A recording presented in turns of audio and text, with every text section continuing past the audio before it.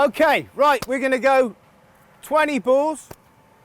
I'm just going to go full or perfect. I reckon that could have gone a touch straighter. Yeah. I've never been through such a session before in my life because just the way he went about his business, he just saw a couple of balls and then he knew exactly what he wanted to work on and he just stuck to that till the end, and he was quite interactive, asking me if I think that this is working for me or how I can incorporate what he's saying into my technique. My approach with players is that don't worry if you get it wrong. I actually want you to get it wrong. I want you to make the mistakes. So, you know, you might realise that it doesn't work for you, and we can be honest with each other.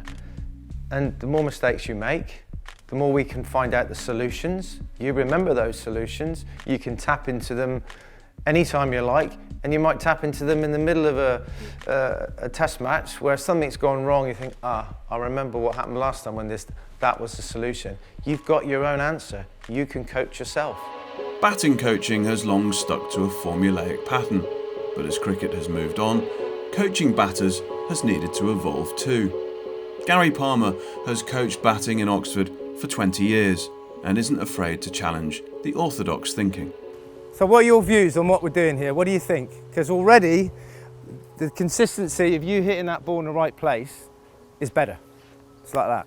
Yeah, I've been brought up as a side, like all my coaches, they favour the side-on position. I'm not sure why. I think it's just because that's the way maybe how they were taught. So like we mostly side on in India. So even if it's on the leg side, we just prefer keeping our shoulders just parallel to the wicket. Whereas I think being a little front on it makes your playing in the V much easier, because your head is on top of the ball, you're a little open, so you're just climbing onto the ball and just hitting it straighter. I think the role of a specialist batting consultant or batting coach is to assess a batting technique very quickly, repair any errors or make adjustments. They need to be able to help a player maintain that technique. They also need to constantly try and enhance it. And above all, it needs to be regularly challenged through random feeds on a bowling machine, whether it's two swinging in, one out, some front foot, some back foot, just like a bowler bowling at them, which simulates match conditions. But at the end of the day, the job is to do all those things so that player then goes out into a match and finds batting easier and can play freely with confidence in their technique, and hopefully that equates to scoring more runs more consistently. Perfect.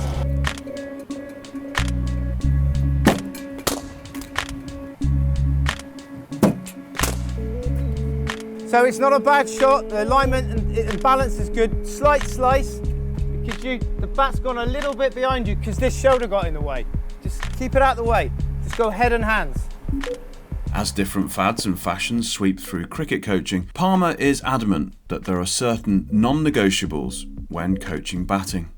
When these are mastered, they allow every player to bat with freedom.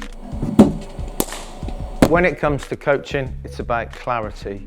And if I ask the player to work it out for themselves, sometimes that just can give them too many options and they don't know which one to choose. If I can find the right option there and then and give it to that player and cut to the chase, then we can fix that fault straight away. And why would a player not want to be fixed straight away? What I'm trying to do is to get your head going forward, this coming in naturally in this nice aligned shape. So if you hit a straight drive, you know you've got to go to the red cone. And if you hit an on drive, white cone, off drive, yellow cone, yeah? Happy? Yeah. Yep.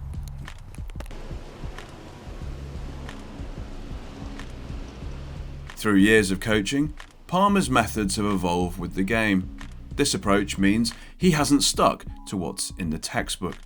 He favours an open body position and has seen the limiting effects of batters standing sideways, which can stifle their potential. A lot of people seem to think there's a crisis in batting at the moment, and My own opinion is it's down to lack of technique. It's all very well talking about the mental side of the game and the tactical side of the game.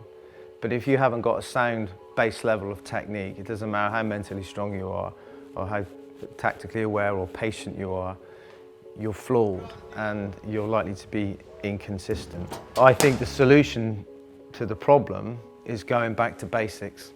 Go back to basics, a lot more emphasis on technique, a lot more emphasis on bowling machine work and drilling and drilling and drilling. I find if you are a specialist technical batting coach, the biggest tool in your toolbox is to be able to identify a fault, tell them what the restrictions are of that fault, give them the solution, demonstrate the solution, give them the benefits, so you fix that problem there and then. Yeah, this is where I want to be next ball. This is where I want to be here. I'm over exaggerating, good shape, good position.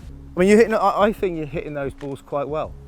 I'm being seriously picky here because I'm trying to lift your level as high as I possibly can. There's no shortcut for achieving a high skill level of batting as a batswoman or a batsman. And to be at the top of your game, to be successful performance-wise in matches, there's no shortcut. You need to hit thousands of balls, hundreds and thousands of balls on a regular basis against a bowling machine or throwdowns or both. But the most important thing when you're doing this, it's not just about hitting balls, it's about hitting balls to the highest technical standard possible. Nice and relaxed. That's a fantastic shot. Perfect.